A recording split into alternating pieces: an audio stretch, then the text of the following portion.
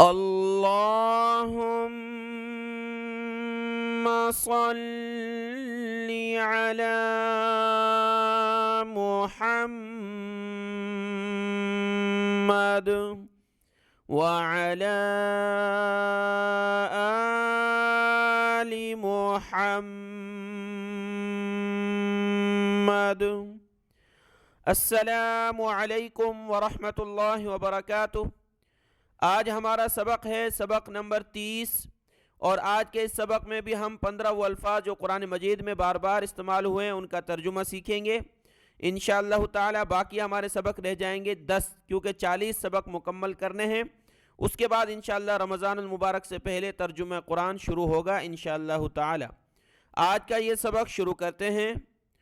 اعوذ باللہ من الشیطان الرجیم، بسم اللہ الرحمن الرحیم۔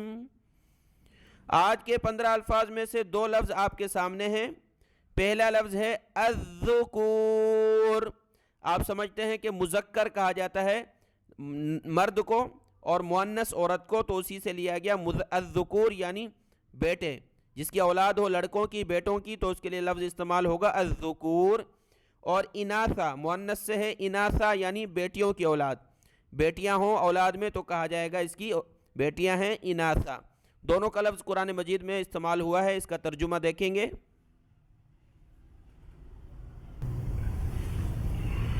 سورۃ الشورى کی آیت نمبر 49 ہے۔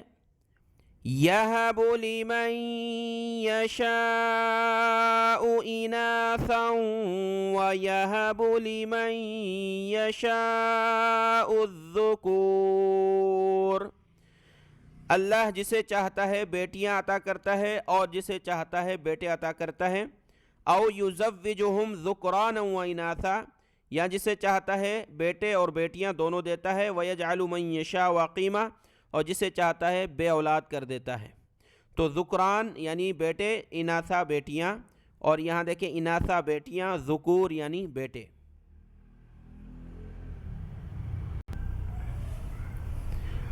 اگلے 2 الفاظ میں سے پہلا لفظ عباد، یہ عبد کی جمع ہے۔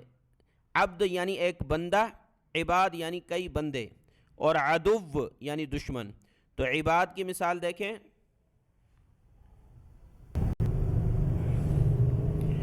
سورۃ الفرقان کی آیت نمبر 63 میں اللہ نے رحمان کے بندوں کی مثالیں بیان کی ہیں۔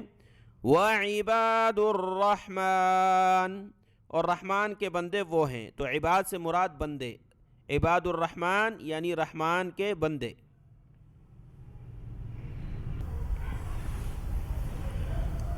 عدو کہا جاتا ہے دشمن کو، اور ولی دوست مددگار۔ ولی یعنی دوست مددگار، اور عدو یعنی دشمن۔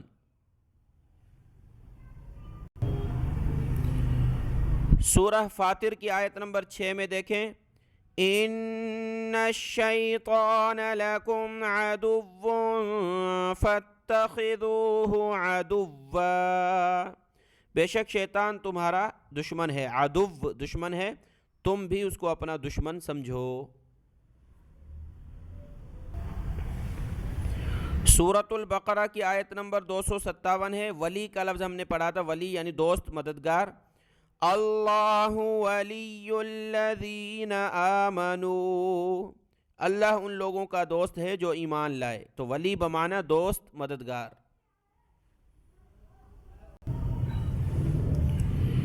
چھٹے نمبر پر جو لفظ ہے وہ ہے سحر۔ سحر کہا جاتا ہے جادو کو، السحر سے مراد جادو۔ سورہ یونس کی آیت نمبر 81 ہے، 81۔ یہاں دیکھیں فَلَمَّا أَلْقَوْا قَالَ مُوسَىٰ مَا جِئْتُمْ بِهِ السِّحْرُ، جادوگروں کو حضرت موسیٰ علیہ السلام نے فرمایا جو تم نے دکھایا ہے وہ یہ جادو ہے۔ ان اللہ سیبطلہ، اللہ اس کو جو ہے باطل کرے گا، ختم کرے گا۔ تو سحر سے مراد جو ہے جادو۔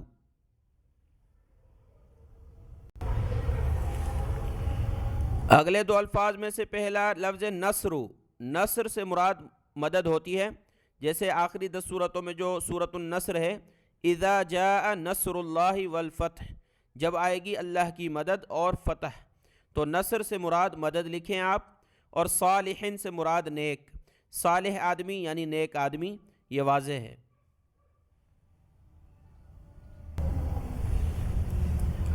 اگلے دو الفاظ میں سے پہلا لفظ ہے لعن، لعن اللہ یعنی اللہ کی لعنت ہو ان پر، تو واضح لفظ لعن سے مراد لعنت یعنی اللہ کی رحمت سے دوری۔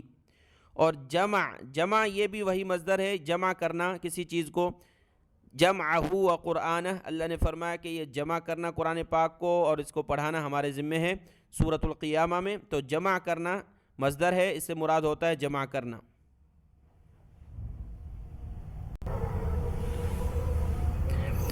اور یہ لفظ ہے بعث، یہ بھی مصدر ہے، بعث کا معنی اٹھانا اور بھیجنا، دونوں لفظ استعمال ہوتے ہیں۔ بعث اللہ النبیین، اللہ نے بھیجا نبیوں کو۔ اور اسی طریقے سے آگے ایک یہ جو حابیل قابیل کا جو ذکر آتا ہے، حضرت آدم علیہ السلام کے دو بیٹے ایک نے دوسرے کو قتل کیا، تو وہاں فبعث اللہ یعنی غراب، اللہ نے پرندے کو بھیجا۔ بعث کا معنی بھیجنا بھی آتا ہے اور اٹھانا بھی، کہ اللہ قیامت میں اٹھائے گا، اس کے لیے لفظ استعمال ہوتا ہے بعث۔ آپ لکھیں بعث بمعنی بھیجنا اٹھانا، اور یہ پھر کسی طریقے سے بھی قرآن مجید میں استعمال ہوگا۔ اور جعل کا معنی ہوتا ہے بنانا، جیسے جعل اللہ، اللہ نے بنایا، تخلیق کیا، آسمانوں کے بارے میں ذکر ہو، قیامت زمین کے بارے میں ذکر ہو تو لفظ آئے گا جعل، تو جعل کا معنی بنانا۔ اگلے دو الفاظ ہیں، ایک ہے ذہب، دوسرا ینفع۔ ذہب کا معنی ہوتا ہے جانا، لے جانا، ذہب وہ گیا، ذہب سے مراد وہ بندہ گیا، وہ گیا۔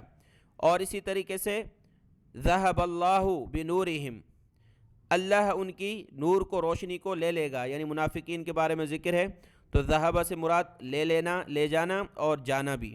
اور ینفع، نفع ینفع سے ہے، یعنی نفع پہنچنا، نفع حاصل کرنا اور نفع دینا کسی کو، تو نفع ینفع یعنی نفع دینا، نفع حاصل کرنا۔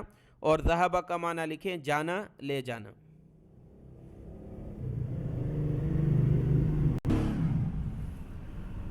آج کے سبق کا آخری 15ویں نمبر پر جو لفظ ہے وہ ہے بلغا۔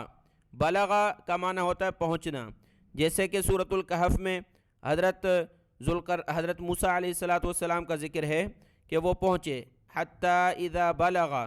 اور حضرت ذوالقرنین کے بارے میں بھی ذکر ہے کہ وہ آگے پہنچے مشرق مغرب تک، تو ان دونوں کے لیے لفظ استعمال ہوا بلغا کا معنی، یعنی ایک جگہ جو ہے پہنچنا۔ تو ان الفاظ کا معنی آپ لکھ لیں، ذہن میں بٹھا دیں، اور دعا میں یاد۔ السلام علیکم ورحمۃ اللہ وبرکاتہ۔